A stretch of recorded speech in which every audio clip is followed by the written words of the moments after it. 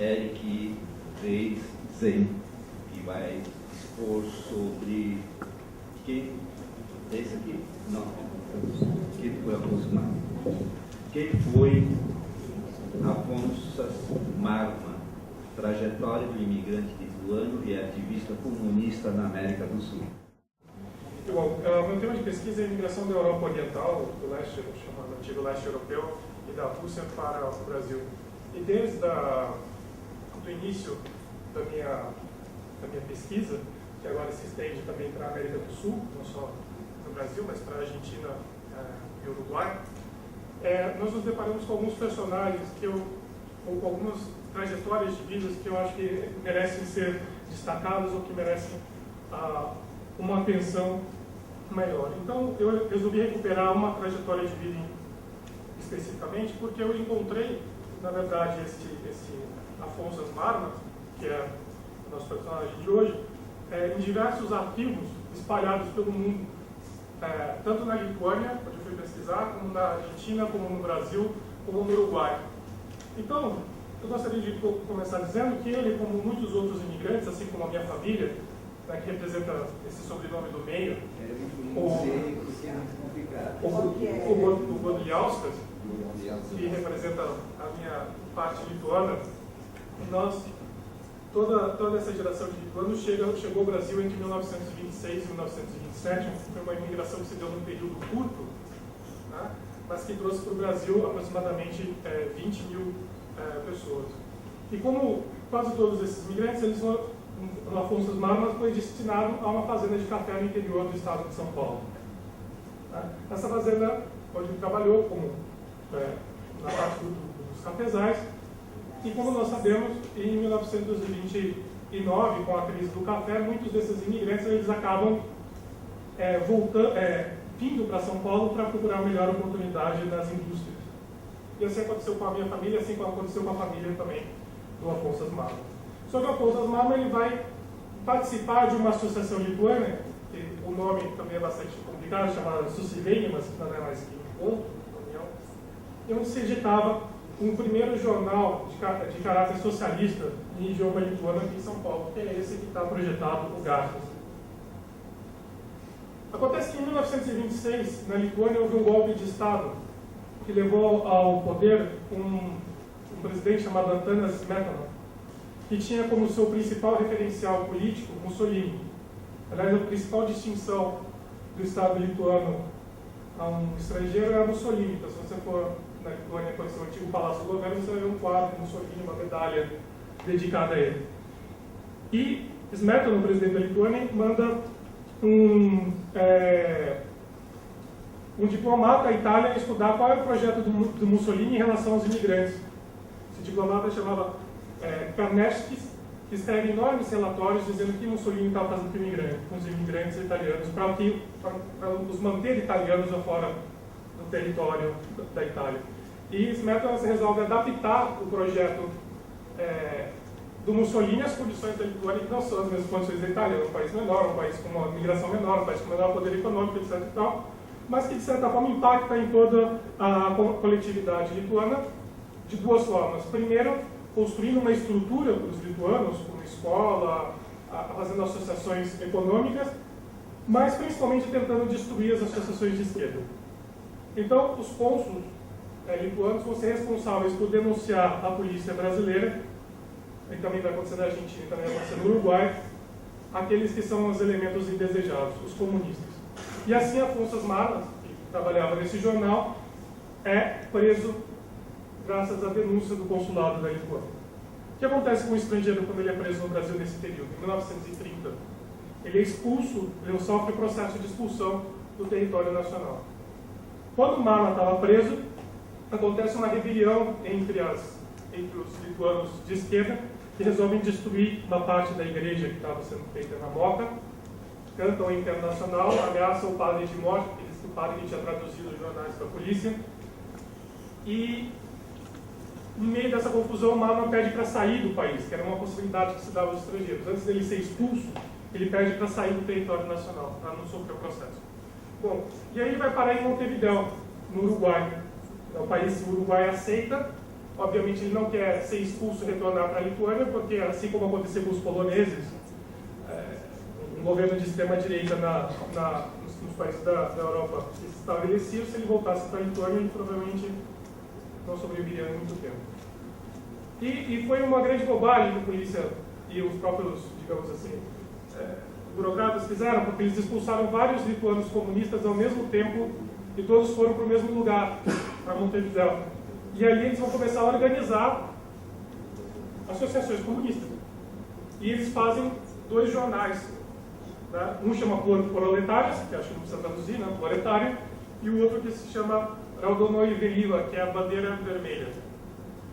Nesse período, o Uruguai passava por um problema político, com o que eles chamam, a historiografia conservadora uruguaia chama de dita branca, nem para escrever besteira, eles são originais aqui no Brasil, mas do Terra, que foi uma centralização, um movimento político forte no Uruguai, e o Marma vai acabar sendo preso de novo no Uruguai. E bom, preso no Uruguai, ele vai ser solto porque o Partido Comunista do Uruguai não foi colocado na legalidade, e ele vai, então, ajudar na montagem de um segundo jornal comunista, se você puder passar, junto com comunistas e socialistas argentinos, que também vão ao Uruguai ajudar os lituanos a formar um jornal. Esse jornal socialista, muito importante na Argentina, chamado Oritórios, que seria o Amanhecer ou o Amanhã, que junto com o Marma vão ajudar os uruguaios a montar um jornal que vai circular em toda a América do Sul, em idioma lituano, que é o Darbas, que é a próxima imagem. Outra, por favor, mais um. Saiu do lugar, mas tudo bem. E o Marma, então, ajuda a fundar o Darbas, esse jornal que nós estamos vendo, que vai circular na América do Sul até 1974, de 1935 até 1974. Ele vai ser fechado pela última ditadura do Uruguai. Nós não temos muitos ou todos os exemplares porque os militares no Uruguai queimaram a Associação Lituana Socialista. Então, sobre poucas referências. Darba significa trabalho. Fazer a tradução. E o Marma decide que em 1935 ele vai retornar ao Brasil. E ele retorna clandestinamente ao Brasil, porque ele recebe a ideia de que no Brasil estaria acontecendo uma movimentação política importante, então ele volta ao Brasil na perspectiva de participar dessa movimentação política. Ele chega em São Paulo, nós não sabemos exatamente a data, mas ele vai ser capaz, então, de trabalhar em um outro jornal lituano que existia em São Paulo, chamado Musso Jorge, que é a Nossa Palavra.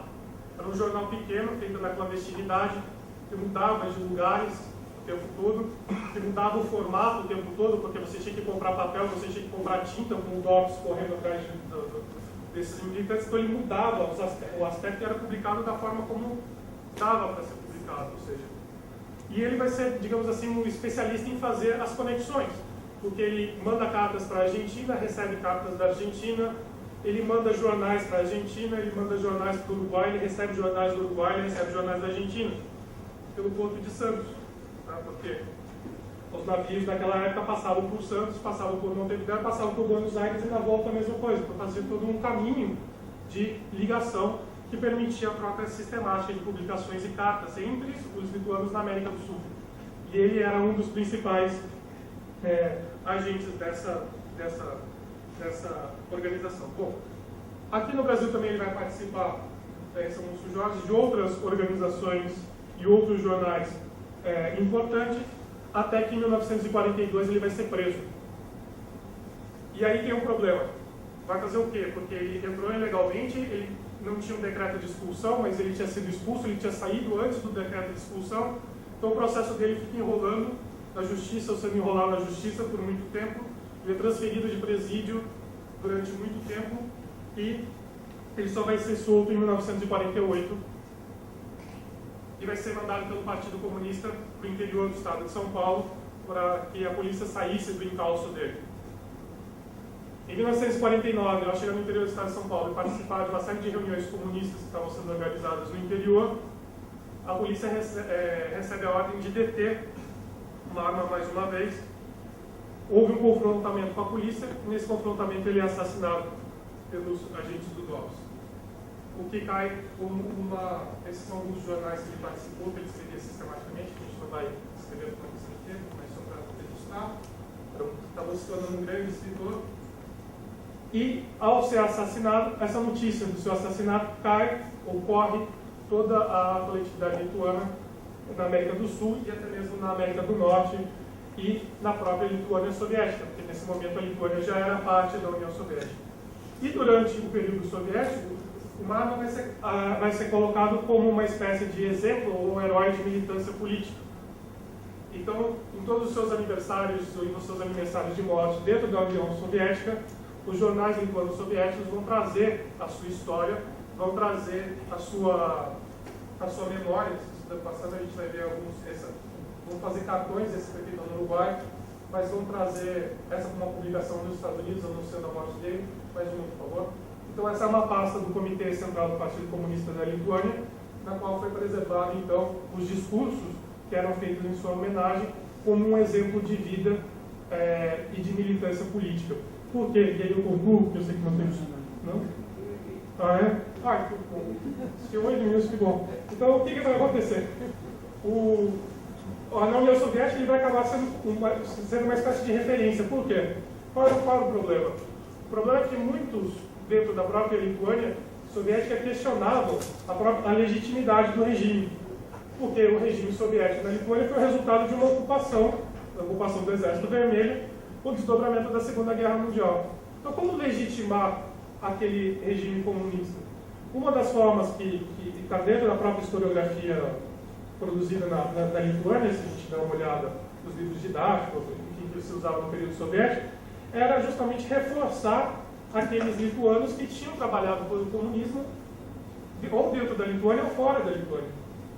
Então você precisava achar exemplos de lituanos comunistas para dizer, olha, o comunismo é algo interno, é algo que faz parte da nossa trajetória política, não é, portanto, somente o resultado de uma ocupação. Ele é também, nós também o construímos, de alguma forma. Então ele acaba se tornando um exemplo de dedicação, de vida, de algo a ser lembrado e cultuado pelo Partido Comunista da União Soviética. Tanto é que eu tive um problema muito sério que foi encontrar a documentação dele. A documentação dele foi separada da parte da documentação ordinária do Partido Comunista e foi colocado junto à parte do Comitê Central, porque ele foi considerado póstumamente membro do Comitê Central do Partido Comunista da Lituânia. Bom, então para finalizar, qual que é a questão? A questão é que quando termina o regime comunista, é o que fazer com essas trajetórias. E aí, de novo, a biografia do Marma vai ser trabalhada no período pós-comunista. Porque agora todos aqueles lituanos que trabalharam em prol do comunismo, vão ser vistos como traidores da pátria, como aqueles que levaram a desgraça. Então toda a biografia dele, todos os seus aspectos vistos como positivo, são levados para o lado, são retrabalhados como uma forma negativa, dentro da Europa, ou o que é ainda mais forte, por exemplo, se nós pensarmos nos lituanos no exterior hoje, nas coletividades lituanas no exterior hoje, visto como uma forma de vergonha, sobre algo que não se deve dizer. Então não é muito conveniente você, por exemplo, ir numa associação lituana e começar a falar sobre esses que trabalharam em prol do comunismo. E para nós, digamos assim, em relação aos nós brasileiros, como que isso entra na nossa história, na nossa memória, uma trajetória política como essa? Bom, quero de uma forma bastante simples dizer o seguinte. O DOPS começa a funcionar em 1923 e termina em 1983. Durante todos esses anos, teve uma prática de vigilância e repressão ostensiva, mesmo naqueles períodos que nós consideramos formalmente democráticos. Então, perseguições políticas, prisões arbitrárias, assassinatos políticos aconteceram no Brasil e, particularmente pelo DOPS, durante toda essa sua trajetória. Algumas nós conhecemos, outras ainda não, então por ser, digamos, trazido à luz. Então, eu acho que é importante nós trazermos algumas reflexões nesse sentido, quando, por exemplo, se discute o que nós devemos considerar, então, como crime político e quais são as datas que nós devemos considerar como estudo, por exemplo, quando se pensa na formação da Comissão da Verdade que foi proposta ao Senado.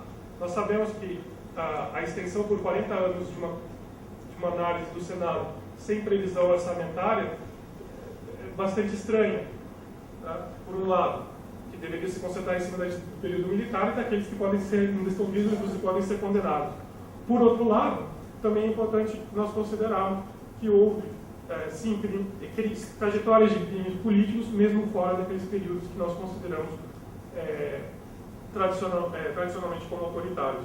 Particularmente, devo dizer, porque na trajetória do Marlon, e aqui eu concluo, não houve a participação em movimento armado, ou em movimento revolucionário, ou em movimento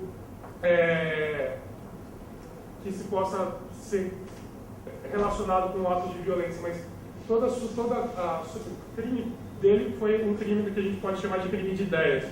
Ou seja, ele se torna um jornalista, ele se torna um propagador de um conjunto de ideias, ele se torna alguém que vai escrever, ele se torna digamos assim, um combatente de pena e de linotipo em mãos e não tanto de armas. Então, o seu grande crime político foi manifestar e difundir ideias. E é isso que levou ao seu assassinato pelo Dobbs, que é algo que a gente também deve pensar nesse período que vai desde o período Vargas até o início do período da ditadura militar. Bom, eu concluo por aqui. Era isso que eu queria trazer.